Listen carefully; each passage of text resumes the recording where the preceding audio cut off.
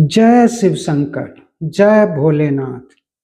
दोस्तों, सती के शरीर त्यागने के बाद शिव पुनः विवाह करना नहीं चाहते थे और गुप्त स्थान पर जाकर तपस्या में लीन हो गए थे।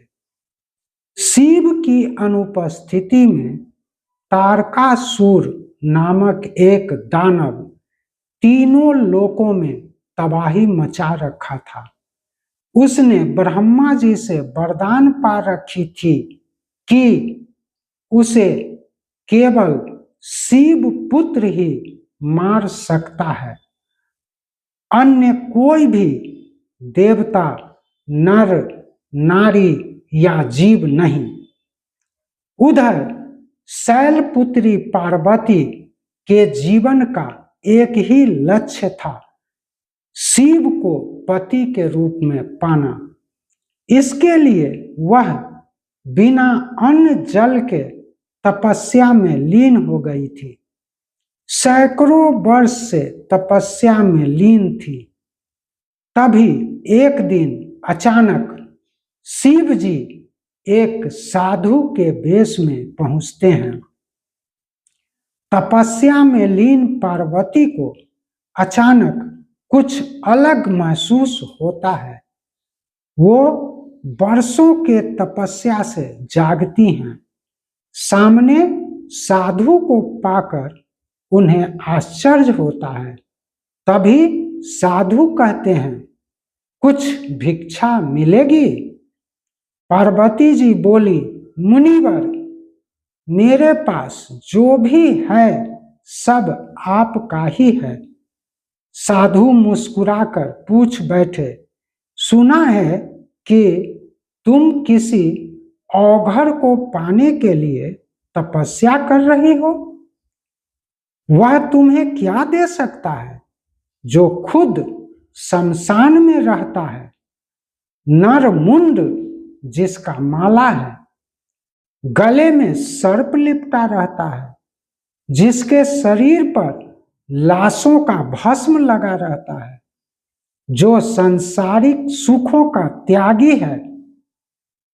हे कन्या, तुम इतनी सुंदर हो, तुम्हारे योग्य वर कोई देवता ही हो सकते हैं।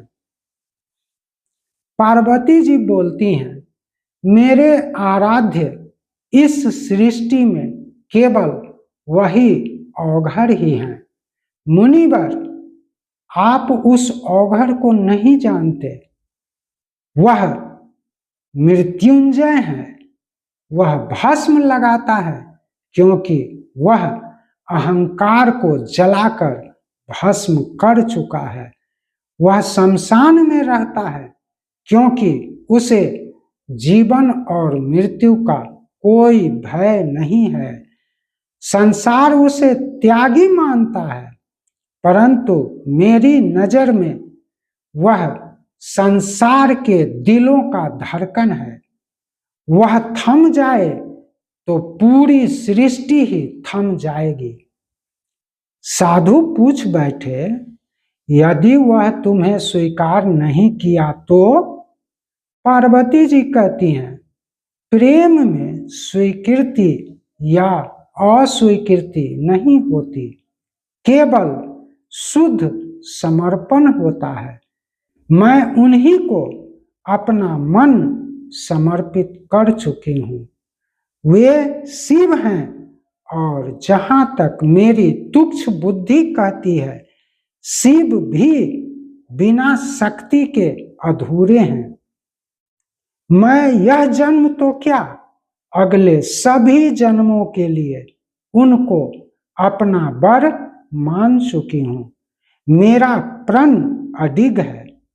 जब तक शिव मुझे अपना नहीं लेते, मेरी तपस्या इसी प्रकार जारी रहेगी। यदि शिव सती के बिना नहीं रह सकते और तपस्या में लीन रहते हैं, तो मैं भी उन्हीं का अनुकरण करती रहूंगी। शिव जी समझ गए कि यह कोई और नहीं, सती का ही पुनर्जन्म है। तब शिव असली रूप में आए, बोले, देवी तुमने मुझे पाने की नहीं, समझने के लिए तपस्या की है। मैं तुम्हें अपनी अर्धांगिनी के रूप में स्वीकार करता हूं। दोस्तों, प्रेम पाने के लिए नहीं, महसूस करने के लिए होता है। सच्चा प्रेमी मन को पाने की चाहत रखता है, तन को नहीं। विवाहोपरांत शिव पार्वती की संतान कार्तिकेय हुए, जिन्होंने तारकासुर का वध करके तीनों लोक से राक्षस का साम्राज्य समाप्त किया। दोस्तों, यदि वीडियो पसंद आया हो तो इसे लाइक करें और चैनल नागा साधना को सब्सक्राइब करें। बोलिए हर हर महादेव, हर हर महादेव, हर हर महादेव।